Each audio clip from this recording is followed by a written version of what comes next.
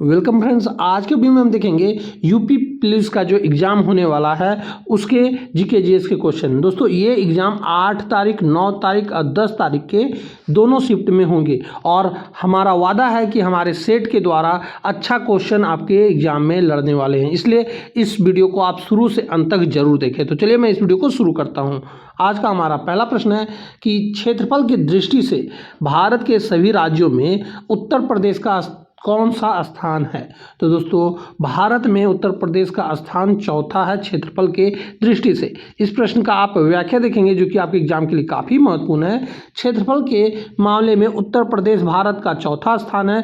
भारत के शीर्ष 3 राज्य हैं राजस्थान जो कि पहले स्थान पे है, मध्य प्रदेश दूसरे स्थान पे और महाराष्ट्र तीसरे स्थान पे आते हैं। ये आपको याद रखना है क्षेत्रफल की दृष्टि से। हमारा अगला प्रश्न है, प्राचीन भारतीय इतिहास के सबसे पुराने वेद ऋग्वेद के किस मंडल में प्रसिद्ध गायत्री मंत्र का उल्लेख मिलता है जिसकी रचना महर्षि विश्वामित्र ने की थी। तो दोस्तों यह किया गया था तृतीय मंडल में। दोस्तों यदि हमारा यह वीडियो आपको अच्छा लगे तो इस वीडियो को लाइक जरूर करते चले और अपने दोस्तों में इस वीडियो को शेयर जरूर कर दें।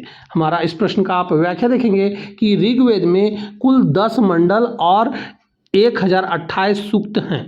इसके तीसरे मंडल में सूर्य देवता सावित्री या सविता को समर्पित है, ये आपको याद रखना है गायत्री मंत्र। और 9वां मंडल में सोम देवता और 10वां मंडल में पुरुष सूक्त वर्ण व्यवस्था को समर्पित है। दोस्तों ये क्वेश्चन आपके एग्जाम के लिए 100% महत्वपूर्ण है, इसे आपको याद रखना है।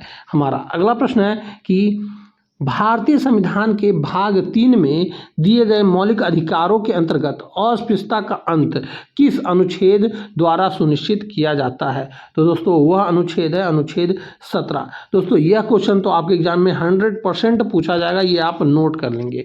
इस प्रश्न का आप व्याख्या देखेंगे कि अनुच्छेद 17 समाज में छूआछूत या अस्पृश्यता को पूरी तरह से प्रतिबंधित करता है और अनुच्छेद 18 उपाधियों के अंत और अनुच्छेद 15 जो है जाति से धर्म लिंग के आधार पर भेदभाव के निषेध करते हैं। दोस्तों व्याख्या इसलिए आप लोगों के लिए काफ़ी महत्वपूर्ण है क्योंकि हमने तो आपको क्वेश्चन में अनुच्छेद 17 बताया था, इसमें और व्याख्या में देखेंगे कि अनुच्छेद 18 के बारे में और अनुच्छेद 15 के बारे में भी दिया हुआ है। तो ये इसीलिए हमारे द्वारा बताया जाता है कि दोस्तों हो सके तो आप व्याख्या खुद से भी पढ़ने की कोशिश करेंगे।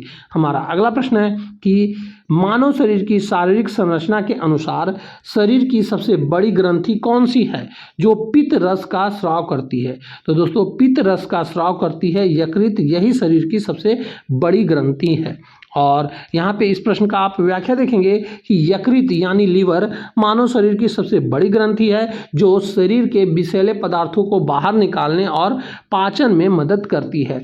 और नोट अग्नाशय जो है शरीर की सबसे बड़ी मिश्रित ग्रंथि है, ये आपको याद रखना है। मिश्रित मतलब अंतःस्रावित और बाह्य स्रावित दोनों ग्रंथियों में ये काउंट होती है। हमारा अगला प्रश्न है कि उत्तर प्रदेश के नदी तंत्र के भूगोल के अनुसार लखनऊ, जौनपुर और सुल्तानपुर जैसे प्रमुख शहर किस नदी के किनारे बसे हैं जिसका उद्गम पीलीभीत के फुलहर झील से होता है। दोस्तों ये काफ़ी महत्वपूर्ण क्वेश्चन है, फुलहर झील से किसका उद्गम होता है। तो यह उद्गम होता है गोमती नदी का। इस प्रश्न का आप व्याख्या देखेंगे कि गोमती नदी का उद्गम मैदानी क्षेत्र पीलीभीत की दलदली भूमि फुलहर झील से होता है।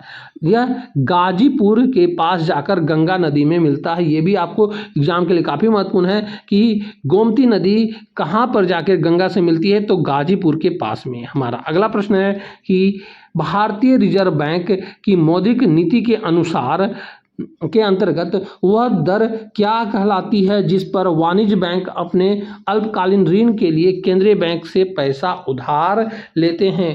तो यह कहलाता है रेपो रेट। इस प्रश्न का आप व्याख्या देखेंगे कि जब बैंकों को धन की कमी होती है तो वे केंद्रीय बैंक यानी आरबीआई से जिस ब्याज दर पर कर्ज लेते हैं उसे रेपो रेट कहते हैं। इसके विपरीत जब बैंक अपना पैसा आरबीआई के पास जमा करते हैं तो उन्हें रिवर्स रेपो रेट मिलता है। हमारा अगला प्रश्न है कि भारत का मानक समय जो ग्रीनविच मीन टाइम से 5.5 घंटा आगे है, उत्तर प्रदेश के किस जिले के पास से गुजरने वाली 82.5 डिग्री पूर्वी देशांतर रेखा से मापा जाता है? तो दोस्तों यह मापा जाता है मिर्ज़ापुर प्रयागराज से यह गुजरता है और इसी से यह मापा जाता है। दोस्तों ये काफ़ी महत्वपूर्ण क्वेश्चन है और यह 100% आपके एग्जाम में क्वेश्चन पूछा जाएगा। भारत की मानक समय रेखा उत्तर प्रदेश के प्रयागराज, नैनी और मिर्ज़ापुर से होकर गुजरती है। यह रेखा भारत के कुल 5 राज्यों, ये नाम आपको याद रखना है, ये इससे एक क्वेश्चन बन सकते हैं, उत्तर प्रदेश, मध्य प्रदेश, छत्तीसगढ़, उड़ीसा और आंध्र प्रदेश। ये आपको उत्तर से दक्षिण की ओर ये क्रम है, ये आपको याद रखना है। पहले में उत्तर प्रदेश, फिर दूसरा में मध्य प्रदेश, फिर छत्तीसगढ़, उड़ीसा और आंध्र प्रदेश। ये 5 राज्यों से होकर गुजरती है। हमारा अगला प्रश्न है कि कंप्यूटर और इंटरनेट नेटवर्किंग की दुनिया में उपयोग होने वाले तकनीकी शब्द आईपी एड्रेस का पूर्ण रूप क्या होता है? तो आईपी एड्रेस का पूर्ण रूप होता है इंटरनेट प्रोटोकॉल एड्रेस। इस प्रश्न का आप व्याख्या देखेंगे कि आईपी एड्रेस इंटरनेट या स्थानीय नेटवर्क पर किसी भी डिवाइस जैसे कंप्यूटर या मोबाइल की पहचान करने वाला एक अनूठा अंकीय पता होता है। हमारा अगला प्रश्न है कि उत्तर प्रदेश पुलिस और समान कानूनी प्रक्रियाओं के अनुसार किसी संज्ञेय अपराध की सूचना मिलने पर पुलिस द्वारा जो पहली लिखित रिपोर्ट दर्ज की जाती है उसे एफआईआर कहते हैं। इसका पूर्ण रूप क्या होता है? तो एफआईआर का पूर्ण रूप होता है दोस्तों फर्स्ट इन्फॉर्मेशन रिपोर्ट। इस प्रश्न का आप व्याख्या देखेंगे कि दंड प्रक्रिया संहिता की धारा 154 के तहत पुलिस किसी संज्ञेय अपराध की पहली सूचना मिलने पर प्रथम सूचना रिपोर्ट यानी फर्स्ट इन्फॉर्मेशन रिपोर्ट दर्ज करती है। हमारा अगला प्रश्न है कि स्वतंत्रता आंदोलन के इतिहास में उत्तर प्रदेश के लखनऊ के पास 9 अगस्त 1925 को क्रांतिकारियों द्वारा सरकारी खजाने को ले जा रही ट्रेन लूटने की ऐतिहासिक घटना को अब किस नाम से जाना जाता है? तो दोस्तों इसे अब काकोरी ट्रेन एक्शन के नाम से जाना जाता है। इसे पहले जाना जाता था काकोरी ट्रेन डकैती, पर अब काकोरी ट्रेन घटना के नाम से जाना जाता है। यहाँ पे आप व्याख्या में देखेंगे हिंदुस्तान रिपब्लिक एसोसिएशन के क्रांतिकारियों राम प्रसाद बिस्मिल, अशफाक उल्ला खान और चंद्रशेखर आज़ाद आदि ने काकोरी ट्रेन रोककर सरकारी खजाना लूटा था। उत्तर प्रदेश सरकार ने इसका नाम बदलकर काकोरी ट्रेन एक्शन कर दिया है, ये आपको याद रखना है। हमारा अगला प्रश्न है कि रसोई घरों में दैनिक उपयोग होने वाले तथा पेट की एसिडिटी को दूर करने के लिए इस्तेमाल किए जाने वाले मीठे सोडे या बेकिंग सोडा का रासायनिक नाम क्या है? तो मीठे सोडे या बेकिंग सोडा का जो रासायनिक नाम है उसे कहते हैं सोडियम बाइकार्बोनेट। हमारा ये ट्रिक है कि खाने के बाद क्या कहा जाता है? बाय बाय कहा जाता है, तो सोडियम बाइकार्बोनेट से आप इसे याद कर लेंगे। इस प्रश्न का आप व्याख्या देखेंगे कि बेकिंग सोडा का रासायनिक सूत्र होता है NaHCO3। नोट, सोडियम कार्बोनेट जो होता है Na2CO3 को धोने का सोडा या वॉशिंग सोडा कहते हैं, ये भी आपको याद रखना है। ये दोनों में से एक प्रश्न आपके एग्जाम में 100% पूछा जाएगा, इसलिए इन दोनों को का सूत्र के साथ आपको याद रखना है। हमारा अगला प्रश्न है भारतीय राज्य व्यवस्था के अनुसार यदि भारत के राष्ट्रपति संविधान का उल्लंघन करते हैं तो उन्हें पद से हटाने के लिए महाभियोग की प्रक्रिया का उल्लेख किस अनुच्छेद में है? तो दोस्तों महाभियोग राष्ट्रपति पर कौन सा अनुच्छेद के तहत लगाया जाता है? तो अनुच्छेद 61 के तहत लगाया जाता है। इस प्रश्न का आप व्याख्या देखेंगे कि संसद के किसी भी सदन, लोकसभा या राज्यसभा द्वारा राष्ट्रपति पर अनुच्छेद 61 के तहत महाभियोग चलाया जा सकता है, जिसकी सूचना राष्ट्रपति को 14 दिन पहले देनी होती है। हमारा अगला प्रश्न है कि वन जीवों के संरक्षण के क्षेत्र में उत्तर प्रदेश का एकमात्र राष्ट्रीय उद्यान कौन सा है जो लखीमपुर खीरी और पीलीभीत जिलों के क्षेत्र में फैला हुआ है? तो दोस्तों वह जो है वह राष्ट्रीय उद्यान है दुधवा राष्ट्रीय उद्यान। इस प्रश्न का आप व्याख्या देखेंगे कि दुधवा राष्ट्रीय उद्यान की स्थापना वर्ष 1977 में की गई थी। ये आपको ईयर भी याद रखना है। यह दलदली, हिरनी, बारहसिंगा और बाघों के संरक्षण के लिए भी विशेष रूप से प्रसिद्ध है। हमारा अगला प्रश्न है कि भारत के उत्तर पूर्वी राज्यों की समृद्ध जनजातीय संस्कृति को प्रदर्शनी करने वाला प्रसिद्ध हॉर्नबिल महोत्सव प्रति वर्ष किस राज्य में मनाया जाता है, जिसे त्योहारों का त्यौहार कहा जाता है? तो हॉर्नबिल महोत्सव जो है नागालैंड में मनाया जाता है। इसे ही त्योहारों का त्यौहार कहा जाता है। इस प्रश्न का आप व्याख्या देखेंगे कि हॉर्नबिल उत्सव जो है हर साल 1 से 10 दिसंबर के बीच नागालैंड में नागा जनजातियों की सांस्कृतिक नृत्य और संगीत को बढ़ावा देने के लिए मनाया जाता है।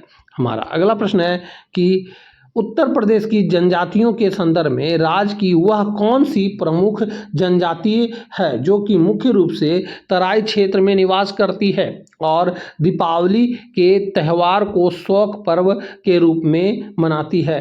तो दोस्तों वह जनजाति जो है उसका नाम है थारू जनजाति। इस प्रश्न का आप व्याख्या देखेंगे कि थारू जनजाति के लोग दीपावली के दिन अपने पूर्वजों को याद करते हुए और उन्हें रोटी अर्पित करते हैं, जिसे वे शौक पर्व के रूप में मनाते हैं। हालांकि अब धीरे धीरे मुख्य धारा के प्रभाव के कारण वे इसे समान रूप से भी मनाने लगे हैं। हमारा अगला प्रश्न है कि भारत में आर्थिक नियोजन के इतिहास में वर्ष 1950 में चले आ रहे योजना आयोग को समाप्त करके 1 जनवरी 2015 को किस नए संस्था का गठन किया गया, जिसके अध्यक्ष प्रधानमंत्री होते हैं? तो दोस्तों योजना आयोग के जगह पे अब नीति आयोग 1 जनवरी 2015 से शुरू किया गया है। इस प्रश्न का आप व्याख्या देखेंगे कि नीति आयोग का जो फुल फॉर्म है नीति का, इसका फुल फॉर्म आप देखेंगे national institute for transforming India, यह फुल फॉर्म होता है। यह सरकार की थिंक टैंक के रूप में कार्य करता है और सहकारी संघवाद को बढ़ावा देता है। हमारा अगला प्रश्न है कि सामान्य भौतिक विज्ञान के विद्युत नियमों के अनुसार किसी परिपथ में बहने वाली विद्युत धारा को मापने की मानक अंतर्राष्ट्रीय इकाई क्या है? तो दोस्तों यह मानक इकाई है एम्पियर। इस प्रश्न का आप व्याख्या देखेंगे कि विद्युत धारा को एम्पियर में मापा जाता है और इसे मापने के लिए प्रयुक्त यंत्र को अमीटर कहते हैं। ओम प्रतिरोध का और वोल्ट विभवांतर का मात्रक है, ये भी आपको याद रखना है। इससे भी आपके क्वेश्चन एक प्रश्न आपके एग्जाम में पूछे जाएंगे। हमारा अगला प्रश्न है कि मध्यकालीन भारतीय इतिहास के प्रसिद्ध युद्धों में से वर्ष 1191 में लड़े गए तराइन के प्रथम युद्ध में पृथ्वीराज चौहान ने किसे विदेशी आक्रमणकारियों को बुरी तरह से पराजित किया था? तो दोस्तों यह किया गया था मोहम्मद गौरी के द्वारा। इस प्रश्न का आप व्याख्या देखेंगे कि तराइन के पहले युद्ध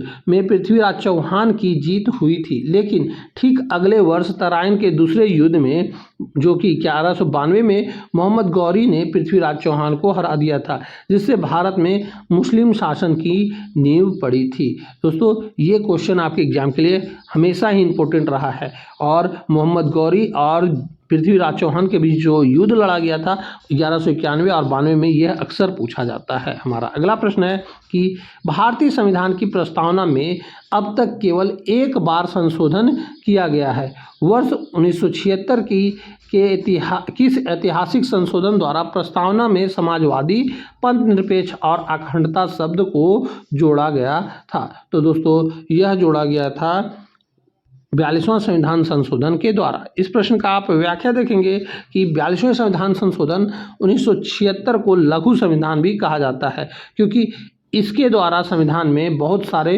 व्यापक बदलाव किए गए थे। हमारा अगला प्रश्न है कि उत्तर प्रदेश की बहुउद्देशीय नदी घाटी परियोजना के अंतर्गत सोनभद्र जिले में पिपरी नामक स्थान पर रिहद नदी पर बनी कृत्रिम झील को क्या नाम दिया गया है, जो भारत की सबसे बड़ी मानव निर्मित झील है? तो दोस्तों इसे नाम दिया गया है गोविंद बल्लभ पंत सागर। इस प्रश्न का आप व्याख्या देखेंगे कि गोविंद बल्लभ पंत सागर रिहद जो है बांध के जलाशय को उत्तर प्रदेश के मुख्यमंत्री के नाम पर रखा गया है और यह उत्तर प्रदेश और मध्य प्रदेश की सीमा पर स्थित है। ये आपको याद रखना है। काफ़ी बार एक क्वेश्चन पूछा जाता है कि उत्तर प्रदेश और मध्य प्रदेश की सीमा पर कौन सा सागर है या ये है जलाशय है, तो इसे गोविंद बल्लभ पंत सागर स्थित है। ये आपको याद रखना है। हमारा अगला प्रश्न है कि कंप्यूटर सुरक्षा और नेटवर्क सिक्योरिटी के अंतर्गत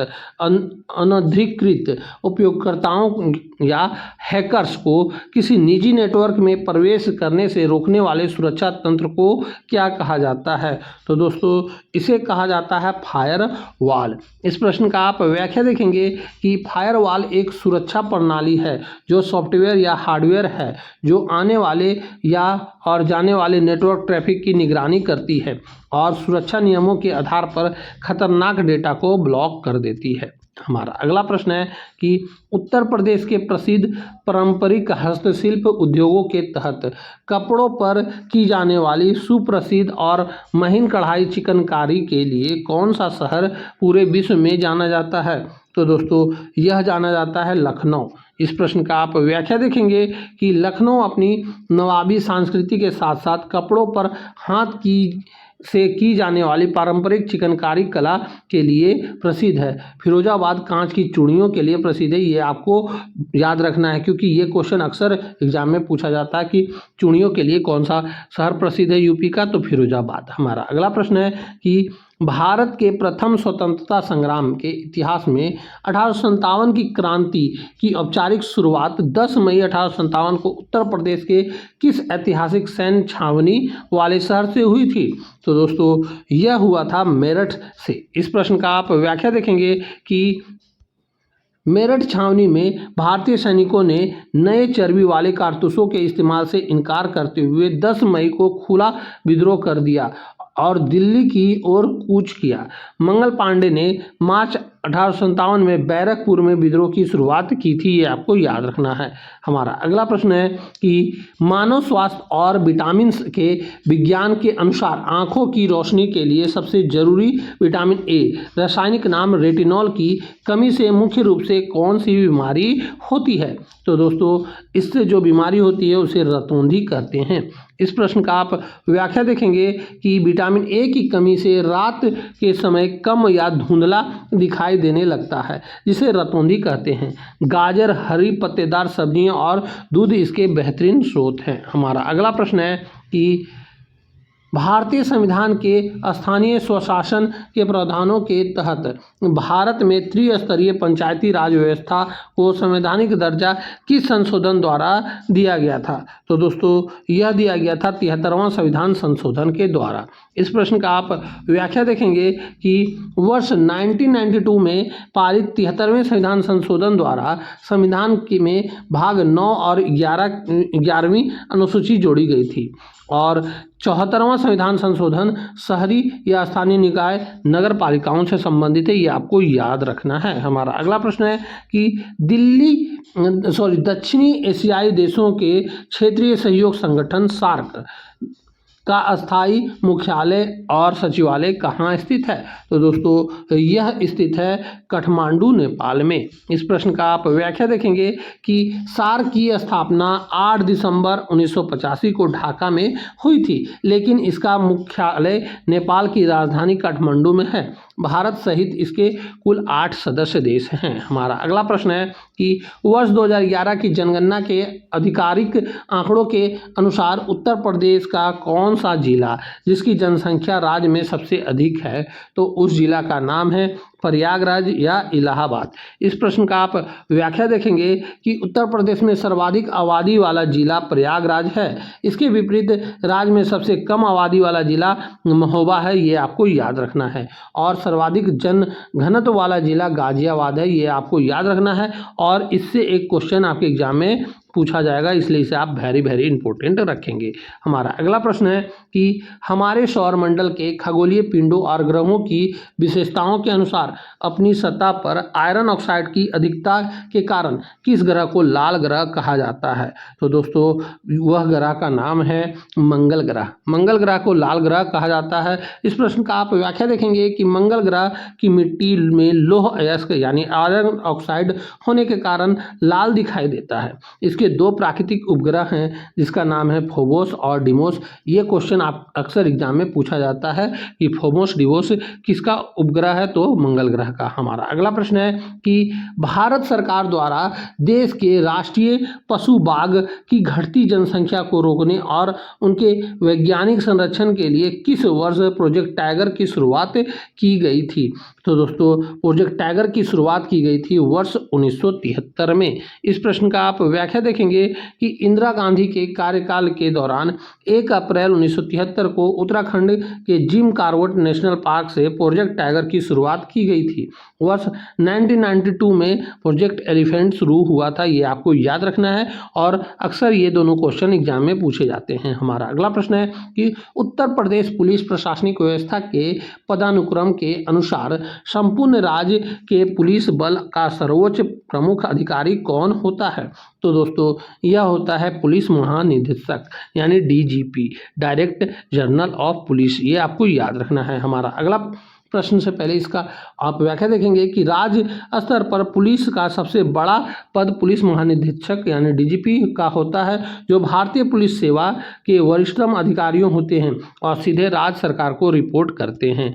हमारा अगला प्रश्न है कि उत्तर प्रदेश के प्रसिद्ध पारंपरिक मेलों के अंतर्गत ऊँटों के व्यापार के लिए प्रसिद्ध बटेश्वर मेला राज्य के किस जिले में आयोजित होता है? तो बटेश्वर मेला जो है आगरा में आयोजित होता है। इस प्रश्न का आप व्याख्या देखेंगे कि बटेश्वर मेला आगरा में यमुना नदी के तट पर लगने वाला एक प्रसिद्ध पशु मेला है। यह धार्मिक महत्व के साथ साथ विशेष रूप से ऊँटों की खरीद बिक्री के लिए जाना जाता है। हमारा अगला प्रश्न है कि भारतीय स्वतंत्रता आंदोलन के इतिहास में महात्मा गांधी ने भारत में अपना पहला सफल सत्याग्रह वर्ष 1917 में किस स्थान से शुरू किया था?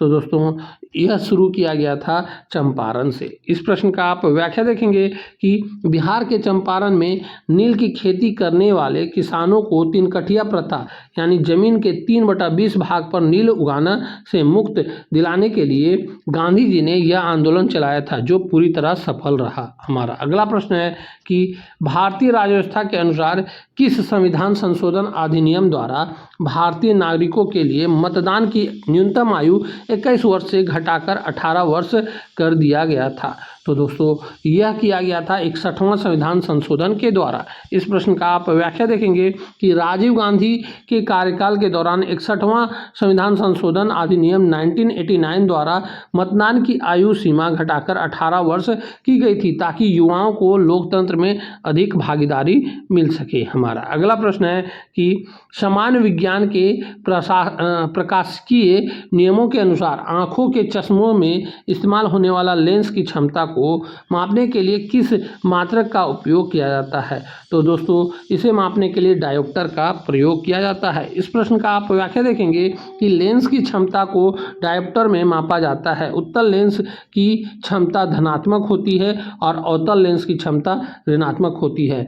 आओ मैंने पास बुला रहा, तो इसे आप निगेटिव बोलिएगा क्योंकि पास बुलाना निगेटिव होता है और उत्तल तो दूर हो जाएगा। ये आपको याद रखना है। इस तरह ट्रिक से आप याद कर सकते हैं। हमारा अगला प्रश्न है उत्तर प्रदेश की समृद्ध कला और सांस्कृतिक विरासत के अंतर्गत भारत में 8 शास्त्रीय नृत्यों में से कौन सा एकमात्र शास्त्रीय नृत्य उत्तर प्रदेश में मूल रूप से संबंधित है? तो दोस्तों उत्तर प्रदेश से मूल रूप में संबंधित है कथक। इस प्रश्न का आप व्याख्या देखेंगे कि कथक उत्तर प्रदेश का गौरवशाली शास्त्रीय नृत्य है, जिसके विकास में लखनऊ के नवाब वाजिद अली शाह और पंडित बिरजू महाराज का बहुत बड़ा योगदान रहा है।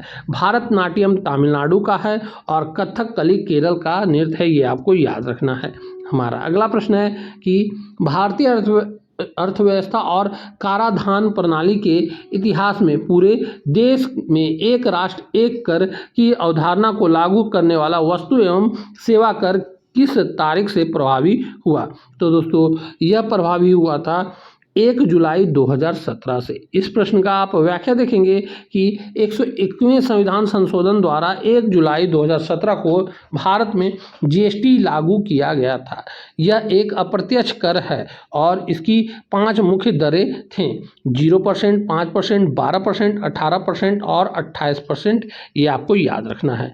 हमारा अगला प्रश्न है कि भारत के प्रसिद्ध राष्ट्रीय उद्यानों के भूगोल में एक सींग वाले गेंडे के संरक्षण के लिए दुनिया भर में प्रसिद्ध काजीरंगा राष्ट्रीय उद्यान किस राज्य में स्थित है? तो दोस्तों यह असम राज्य में स्थित है। इस प्रश्न का आप व्याख्या देखेंगे कि काजीरंगा राष्ट्रीय उद्यान असम में ब्रह्मपुत्र नदी के किनारे स्थित है और यह दुनिया के 2/3 एक सींग वाले गेंडों का घर है। यह यूनेस्को विश्व धरोहर स्थल में भी शामिल है, ये आपको याद रखना है। हमारा अगला प्रश्न है कंप्यूटर और इंटरनेट शब्दावली के अंतर्गत किसी भी वेबसाइट के मुख्य वेब पते, वेब एड्रेस को तकनीकी भाषा में URL कहा जाता है। इस URL का पूर्ण रूप क्या होता है? तो URL का पूर्ण रूप होता है दोस्तों यूनिफॉर्म रिसोर्स लोकेटर। इस प्रश्न का आप व्याख्या देखेंगे कि URL इंटरनेट पर मौजूद किसी भी फाइल, पेज या डॉक्यूमेंट का एक विशिष्ट और सटीक पता होता है, जैसे यहाँ पे एग्जाम्पल दिया हुआ है। हमारा अगला प्रश्न है कि देश की आंतरिक सुरक्षा और पुलिस बल के इतिहास में कर्तव्य के दौरान अपने प्राणों की आहुति देने वाले वीर पुलिस कर्मियों की याद में प्रत्येक वर्ष राष्ट्रीय पुलिस स्मृति दिवस किस तिथि को मनाया जाता है? तो दोस्तों यह मनाया जाता है 21 अक्टूबर को। इस प्रश्न का आप व्याख्या देखेंगे कि 21 अक्टूबर 1959 को लद्दाख के हॉट स्प्रिंग्स में चीनी सैनिकों के हमले में CRPF के 10 जवान शहीद हुए थे। उन्हीं की याद में हर साल देश भर में पुलिस स्मृति दिवस मनाया जाता है। हमारा अगला प्रश्न है कि प्राचीन भारतीय इतिहास की सिंधु घाटी सभ्यता के प्रमुख नगरों में से वह कौन सा एकमात्र स्थान था जहां एक विशाल गोदीवाड़ा या बंदरगाह के साक्ष्य मिले थे? तो दोस्तों गोदीवाड़ा बंदरगाह का साक्ष्य कहाँ मिला था? तो यह मिला था लोथल में, जो कि वर्तमान में गुजरात में स्थित है। इस प्रश्न का आप व्याख्या देखेंगे कि लोथल गुजरात के अहमदाबाद जिले में भोगवा नदी के किनारे स्थित है। यह सिंधु सभ्यता का एक प्रमुख व्यापारिक बंदरगाह शहर था, ये आपको याद रखना है। हमारा अगला प्रश्न है मानव शरीर की कार्य प्रणाली और जीव विज्ञान के अनुसार चोट लगने पर शरीर से बहने वाले खून पर का थक्का जमने में कौन सा विटामिन मुख्य रूप से सहायता करता है? तो दोस्तों उस विटामिन का नाम है विटामिन के। इस प्रश्न का आप व्याख्या देखेंगे कि विटामिन के शरीर में प्रोथ्रोम्बिन नामक प्रोटीन बनाने में मदद करता है, जो रक्त का थक्का जमाने के लिए आवश्यक है। इसकी कमी से होने पर चोट लगने पर खून बहना बंद नहीं होता। हमारा अगला प्रश्न है कि उत्तर प्रदेश के राजनीतिक और प्रशासनिक ढांचे के इतिहास में के अनुसार स्वतंत्रता के बाद उत्तर प्रदेश राज्य की प्रथम महिला राज्यपाल बनने का गौरव किसे प्राप्त है? तो दोस्तों यह प्राप्त है सरोजिनी नायडू को। इस प्रश्न का आप व्याख्या देखेंगे कि सरोजिनी नायडू न केवल उत्तर प्रदेश की बल्कि पूरे भारत के किसी भी राज्य की पहली महिला राज्यपाल थी। कार्यकाल जो था इनका 1947 से 1949 रहा। इन्हें भारत की कोकिला भी कहा जाता है, ये आपको याद रखना है और ये अक्सर क्वेश्चन एग्जाम में पूछा जाता है। हमारा अगला प्रश्न है भारतीय संविधान के मौलिक अधिकारों के इतिहास में संपत्ति के अधिकार को मूल अधिकार की सूची से हटाकर एक समान सूची कानूनी अधिकार किस संविधान संशोधन द्वारा बनाया गया? तो दोस्तों यह बनाया गया था 44वां संविधान संशोधन के द्वारा। इस प्रश्न का आप व्याख्या देखेंगे कि वर्ष 1978 में 44वां संविधान संशोधन द्वारा संपत्ति के अधिकार को अनुच्छेद 19 से और 31 से हटाकर संविधान के अनुच्छेद 301 के तहत एक कानूनी या विधिक अधिकारी बना दिया गया। हमारा अगला प्रश्न है कि विश्व के महासागरीय भूगोल के अनुसार दुनिया का सबसे बड़ा और सबसे गहरा महासागर कौन सा है, जिसके अंतर्गत पृथ्वी का सबसे गहरा बिंदु मरियाना गर्त स्थित है? तो दोस्तों वह सागर है प्रशांत महासागर। इस प्रश्न का आप व्याख्या देखेंगे कि प्रशांत महासागर दुनिया का सबसे बड़ा जल निकाय है। इसमें स्थित मरियाना ट्रेंच की गहराई लगभग 11,034 मीटर है, ये आपको याद रखना है।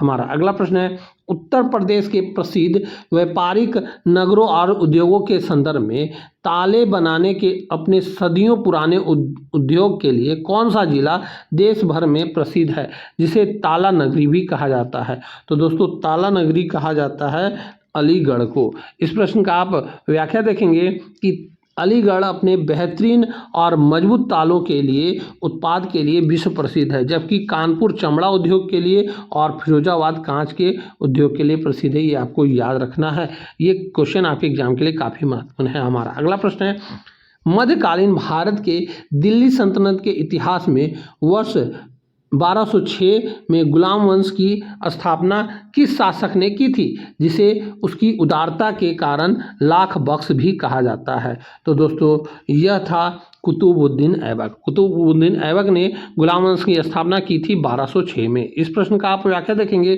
कि मोहम्मद गौरी का गुलाम कुतुबुद्दीन ऐबक ने दिल्ली सल्तनत पर पहला सुल्तान था। उसने ही दिल्ली में कुतुब मीनार की नींव रखी थी और अजमेर में 2.5 दिन का झोपड़ा बनवाया था। हमारा अगला प्रश्न है कि भौतिक विज्ञान के ध्वनि सिद्धांतों के अनुसार ध्वनि के तरंग निम्नलिखित में से किस माध्यम में यात्रा नहीं कर सकती? तो दोस्तों ध्वनि तरंग जो है निर्वात में यात्रा नहीं कर सकती, ठोस में, द्रव में और गैस में यात्रा कर सकती है। इस प्रश्न का आप व्याख्या देखेंगे कि ध्वनि तरंगे अनुदैर्ध्य तरंगे होती है, जिन्हें चलने के लिए किसी न किसी माध्यम की आवश्यकता होती है, इसीलिए अंतरिक्ष या निर्वात में ध्वनि सुनाई नहीं देती। ध्वनि की चाल सबसे अधिक ठोस में होती है, ये आपको याद रखना है। हमारा अगला प्रश्न है, भारत में आर्थिक विकास और पंचवर्षीय योजनाओं के इतिहास में वर्ष 51 से 56 तक चली भारत की प्रथम पंचवर्षीय योजना मुख्य रूप से किस आर्थिक मॉडल पर आधारित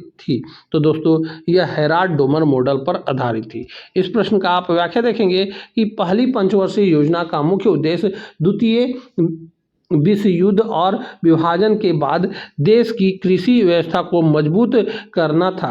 नोट, द्वितीय पंचवर्षीय योजना पीसी महलनोबिस मॉडल पर आधारित थी, जिसमें भारी उद्योग पर जोर दिया गया था। पहला में कृषि पर और दूसरा में उद्योगों पर जोर दिया गया था। हमारा अगला प्रश्न है कि डिजिटल दस्तावेजों के क्षेत्र में उपयोग होने वाले दुनिया भर में सबसे लोकप्रिय फाइल फॉर्मेट पीडीएफ का पूर्ण रूप क्या है? तो दोस्तों पीडीएफ का पूर्ण रूप होता है पोर्टेबल डॉक्यूमेंट फॉर्मेट।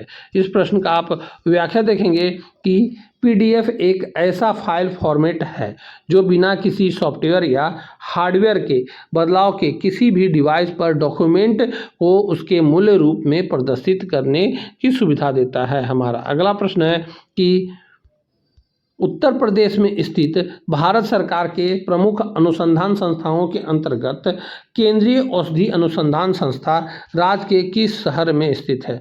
तो दोस्तों यह स्थित है लखनऊ में। इस प्रश्न का आप व्याख्या देखेंगे कि CDRI देश में दवाओं की खोज और अनुसंधान का एक शीर्ष संस्था है जो लखनऊ में स्थित है। इसके अलावा लखनऊ में केंद्रीय विश्व विज्ञान अनुसंधान संस्था भी स्थित है। तो दोस्तों यहीं पे हमारा इस सेट का 50 क्वेश्चन पूरा होता है और इससे 100% आपके एग्जाम में क्वेश्चन बनेंगे, इसलिए जितना हो सके इस वीडियो को अपने दोस्तों में भी शेयर करें। तो दोस्तों यहीं पे हम इस वीडियो को समाप्त करते हैं। अब हम आपसे मिलेंगे अगली वीडियो में, तब तक के लिए जय हिंद, वंदे मातरम।